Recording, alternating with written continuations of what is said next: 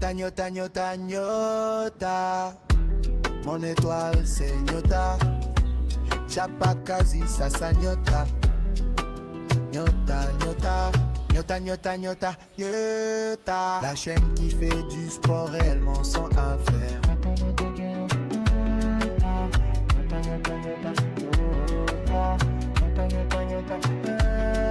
La chaîne qui fait du sport réellement sans affaire.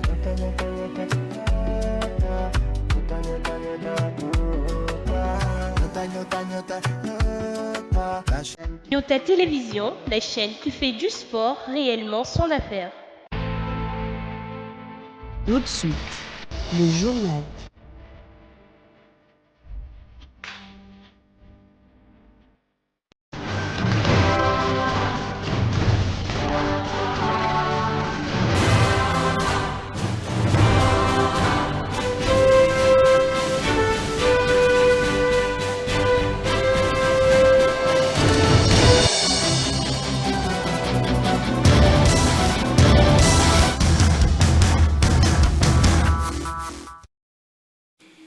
Exactement, l'heure de vous informer, mesdames, messieurs, bonsoir et bienvenue à tous à cette édition du journal. Et on va commencer bien sûr par ce chapitre consacré à la maladie à virus Ebola qui continue son chemin en République démocratique du Congo, particulièrement dans l'Est. À ce propos, les Nations Unies ont confirmé la présence du virus Ebola au sein des sites des déplacés de guerre, la surpopulation et le manque d'accès aux soins de santé de base rendent la crise humanitaire en un défi sanitaire majeur. L'Organisation des Nations Unies, l'ONU donc, avertit que les efforts actuels risquent d'être insuffisants sans l'appui de toute la communauté internationale. Le risque de propagation demeure élevé dans ces lieux où les conditions de vie sont déjà précaires pour ces nombreux déplacés vivant dans l'Est de la République démocratique du Congo. Et comme pour passer à l'action, 242 millions de dollars, c'est l'enveloppe annoncée par les États-Unis d'Amérique pour soutenir la riposte contre la maladie à virus Ebola en République démocratique du Congo. Ces fonds doivent renforcer le dépistage des patients, les capacités de laboratoire, la surveillance aux frontières ainsi que la mobilisation des communautés. Les États-Unis annoncent un financement supplémentaire de 242 millions de dollars aux efforts immédiats de lutte contre Ebola, ainsi qu'à la préparation régionale et l'aide humanitaire liée à l'épidémie. Ceci porte le montant total de notre financement direct à plus de 512 millions de dollars. Ce financement américain, destiné aux organisations chargées de la mise en œuvre, est axé sur plusieurs priorités: surveillance et détection de virus, isolement et traitement de malades, renforcement des centres de santé et diffusion de messages de sensibilisation. À ce jour, ces fonds des États-Unis ont déjà permis de réaliser plus de 8 millions de dépistages, de soutenir 180 centres de santé dans les zones touchées par Ebola et d'acheter 300 tonnes de fournitures essentielles, entre autres. Les États-Unis restent le principal contributeur financier à la lutte contre Ebola. Et nous continuons d'appeler les autres donateurs à mobiliser des ressources en faveur de la lutte contre cette. Et malgré la propagation de la maladie à virus Ebola, certains habitants des zones ou des contrées touchées restent résistants ou carrément réticents ou dubitatifs sur les dangers que présente cette maladie à virus Ebola. À Bunia, l'acteur sociopolitique Luc Malembe a quant à lui estimé que la communication entre la population et l'équipe de riposte n'a pas été structurée. Il a dit lors de son intervention dans l'émission Dialogue entre Congolais. Il y a une faible communication, une faible sensibilisation. Même ici, on ne fait que voir des gens les hôtels sont pleins, des gens venus de partout pour appuyer la riposte. Les véhicules, il n'y a même pas un seul véhicule que vous pouvez trouver en location parce que tout est déjà loué ici. Mais les résultats ne suivent pas, monsieur le journaliste. Comment on peut nous expliquer que jusqu'aujourd'hui, si vous me demandez, moi, je suis à Bunia, qui communique pour la riposte ici? Il n'y en a pas. Parce qu'il devait y avoir une voix connue de l'opinion que lorsque cette voix parle, on prend au sérieux. Il n'y en a pas. On a une marmaille des gens, quelqu'un il vient, il parle ici, l'autre, des petites communications sporadiques. Et on ne sent pas une communication structurée avec des gens connus, il n'y en a pas. Et ça pose problème. On a comme l'impression que la riposte vient juste pour accompagner l'épidémie et non une riposte qui anticipe. Et nous n'avons pas besoin d'une telle riposte parce que nous sommes fatigués de compter des morts de nos propres compatriotes. Parce qu'il y a quelque part une défaillance des gens qui devaient arrêter cette situation. Vous parlez d'une embarcation où il y a quelqu'un qui est mort d'Ebola et une embarcation qui allait à Kinshasa. Et là, ça pose la question de l'aéroport de Bunia. Pourquoi on a fermé l'aéroport? Parce que en fermant l'aéroport, alors qu'à l'aéroport, on est capable de contrôler les mouvements de manière beaucoup plus structurée. Ce même vendredi 7 août 2026, le trafic a repris entre Isiro et Ouatsa. La route nationale numéro 26 est restée fermée pendant plusieurs semaines en raison de nombreuses incursions des rebelles ADF. L'annonce de la réouverture de cette artère a été faite par Jean Bako Mito, qui est le gouverneur de la province du Haut-Tsouélé. Nous avons certes connu des difficultés cette année avec l'insécurité qui nous a été imposée par les ADF soutenus du reste par les ennemis de la République, la FCM23 et les autres groupes armés terroristes que vous connaissez. Donc ça ralentit un peu parce qu'il fallait fermer la route nationale 26 avec toutes les conséquences. Du côté des Faradjé, beaucoup de véhicules sont passés par là, 2 ponts se sont écroulés. Ça a eu un peu de conséquences sur l'évolution de nos travaux. Mais qu'à cela ne tienne, nous sommes dans les bons, nous gardons les caps.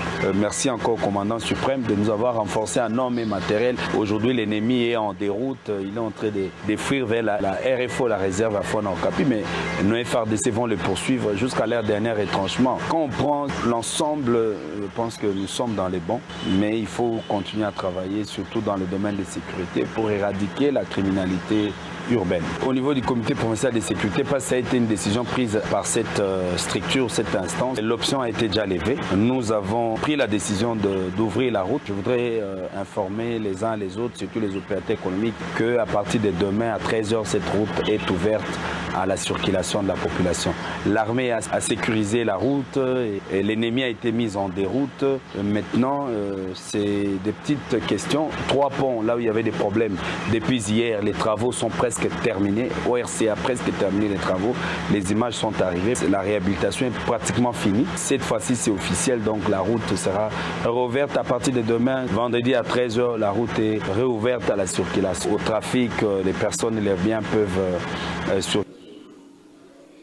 Et à Kinshasa, les professionnels des médias ont réfléchi sur les enjeux de l'intelligence artificielle dans le journalisme. Ils ont été ainsi appelés à utiliser ces nouveaux outils avec responsabilité tout en préservant l'éthique, la déontologie et la crédibilité de l'information. On en parle avec Lumière Moussaou qui signe ce commentaire sur les images de l'Agence congolaise de la presse.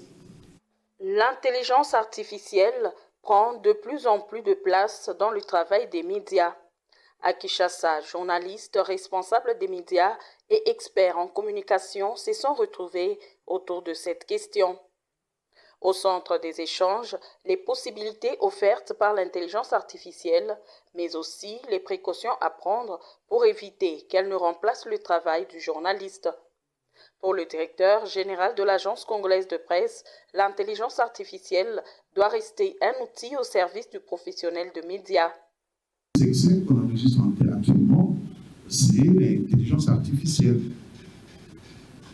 Ce sont les algorithmes qui commencent à générer des informations, en des termes clairs, à écrire des informations et qu'est-ce qu'on constate? Au lieu que ce soit un outil au service du journaliste, aujourd'hui, dans certains cas, malheureusement, l'intelligence artificielle est devenue le maître du journaliste. Au lieu que le journaliste utilise l'intelligence artificielle pour de bonnes productions, c'est l'intelligence artificielle qui commence à dicter aux journalistes ce qu'ils doivent faire. Autre exigence rappelée au cours de cette rencontre, la responsabilité du journaliste dans la société. Une information, une image ou une simple phrase peut influencer l'opinion publique. Pourquoi métier noble? Simplement parce que nous sommes ceux qui participent à fabriquer, disons, l'opinion, permettez-moi l'expression. Vous connaissez l'influence des journalistes au sein de la société. C'est une question de responsabilité sociale, mais surtout, nous sommes des personnes respectables. Respect parce que ce qui vient de nous peut influencer toute une société. La rencontre a également permis d'évoquer la transformation numérique des médias congolais, notamment à la RTNC, où plusieurs outils de production ont été modernisés. Face à la montée des fausses informations, les professionnels de médias sont ainsi appelés à renforcer la vérification des faits et à utiliser l'intelligence artificielle comme un outil sans renoncer aux règles fondamentales du journalisme. Ils ont jusqu'au 20 août pour quitter ou libérer le lieu. Il s'agit des vendeurs œuvrant au marché Musée. Ce délai leur a été donné par les autorités de la province du Haut-Katanga parce qu'une décision est bien sûr justifiée par le projet de reconstruction de ce lieu de négoce. Réunis les jeudis au gouvernorat, les responsables provinciaux ont fixé au 20 août la date limite pour la libération du marché Mzee Laurent Désiré Kabila. L'objectif est de permettre le démarrage des travaux de modernisation. En attendant, les commerçants devront être réinstallés provisoirement dans d'autres marchés de la ville, une solution qui ne fait pas l'unanimité. Les sites proposés par une délégation des vendeurs situés près de la morgue de la SNCC n'a pas été retenu par les autorités provinciales. Depuis plusieurs semaines, ces projets suscitent des tensions. Les commerçants ont organisé plusieurs manifestations pour dénoncer leurs conditions de relocalisation et réclamer davantage de garanties. Malgré les explications des autorités qui assurent que le projet est prévu dans le budget provincial 2026, les inquiétudes persistent notamment chez les quelques 5 000 vendeurs concernés à quelques semaines de la rentrée scolaire. Les autorités provinciales espèrent désormais une libération effective du marché avant le 20 août afin de lancer les travaux dans les délais, tandis que les commerçants attendent des garanties sur leur relocalisation temporaire. Pendant ce temps, dans la commune annexe, l'avenue Samba est revêtue d'asphalte sur presque 4 km. Cette infrastructure suscite bien sûr la satisfaction des habitants de cette partie de la ville de Lubumbashi. Cependant, ces derniers demandent des mesures urgentes pour garantir la sécurité des usagers. L'asphaltage de l'avenue Samba marque une étape importante pour les habitants de la commune annexe. Longtemps laissée à l'abandon, cette route de près de 4 km offre désormais des meilleures conditions de circulation aux automobilistes, motocyclistes et piétons. Cette modernisation est accueillie avec enthousiasme par la population qui y voit un facteur de désenclavement et de développement pour les quartiers Don Bosco et 5 ans. Tunasikia bien hivi banatufanisha kwa balabala ilikuwa mubaya, mlikuwa manjimu, mais tunaona banatufanisha kwa bien, tunafelicite mbele gouverneur kwa kazi anafanya. Mais balabala ilikuwa mbaya, oui, banatengeneza, tunashikia fura. Mais il fallait bayenge matracier, baweke na makasi vitesse. Sinon if balabala itakawia itakufa bupeshi. Cependant, la satisfaction est accompagnée d'une vive préoccupation. Les riverains alertent sur les risques d'accidents liés à l'absence de dodane. Et c'est là, malgré que plusieurs établissements scolaires sont implantés tout au long de l'avenue.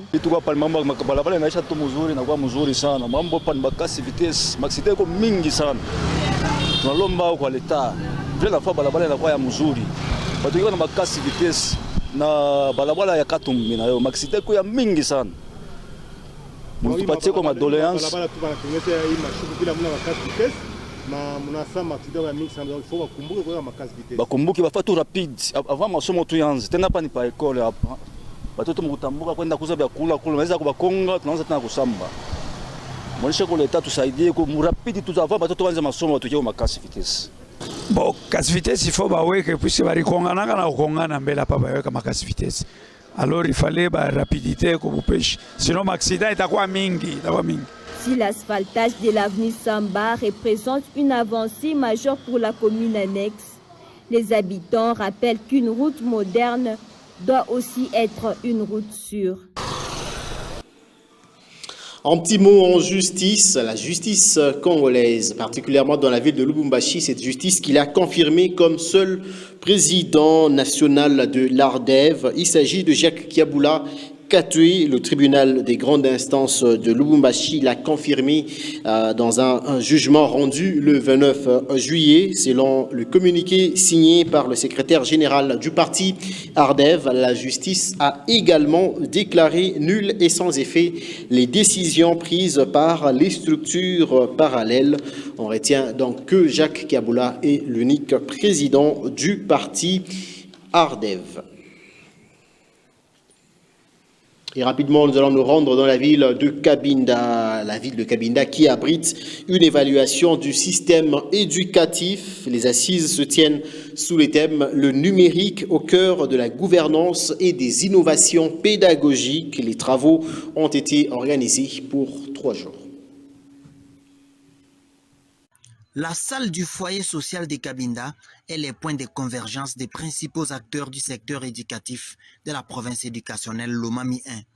Sous-prophète, coordinateur des réseaux scolaires, partenaires, organisations syndicales, autorités coutumières et représentants de la société civile prennent part aux assises provinciales de la revue annuelle des performances. Cette rencontre stratégique, organisée sous les thèmes les numériques au cœur de la gouvernance et des innovations pédagogiques, vise à évaluer les acquis de l'année scolaire 2025-2026 et à définir les nouvelles orientations pour améliorer la qualité de l'enseignement. Après les mots de bienvenue du sous-prophète de Cabinda urbain, Ildefonse Mpanda, le prophète de Lomami 1, Charles Lobomikobi, rappelle que cette revue annuelle constitue un cadre privilégié d'évaluation, des partages d'expériences et des planifications des actions futures.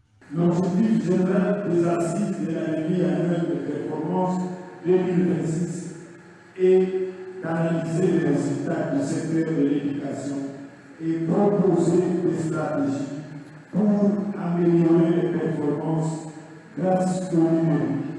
Président la cérémonie au nom du gouverneur de province, le ministre provincial de l'éducation, Lebon Panyamompe-Ville, salue les efforts engagés pour renforcer la gratuité de l'enseignement primaire et appelle tous les acteurs à s'approprier les réformes numériques afin de bâtir une école plus performante.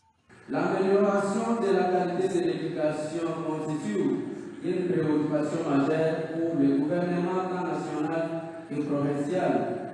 C'est pourquoi je vous invite tous à saisir cette opportunité pour que notre province soit comptée parmi les meilleures sur l'amélioration de la qualité de l'enseignement, sans vous écarter de la feuille provinciale et de la version quinquennale de notre ministère des tutelles.